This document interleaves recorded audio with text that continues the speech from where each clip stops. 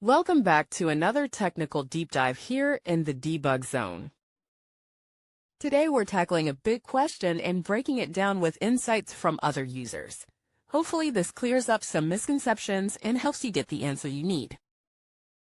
So buckle up, stay a little curious, and let's jump right in.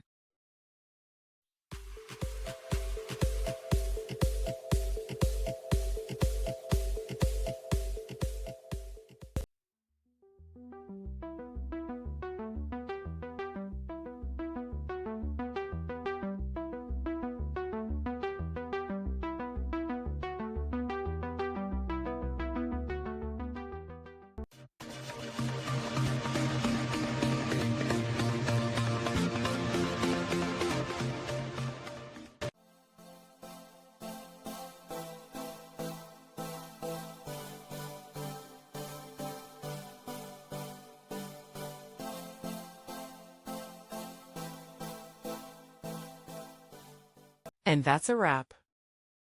I hope you found the answer you were looking for. If you did, take a second to hit that subscribe button. It really helps out. And let me know in the comments which solution worked best for you. See you next time in the debug zone.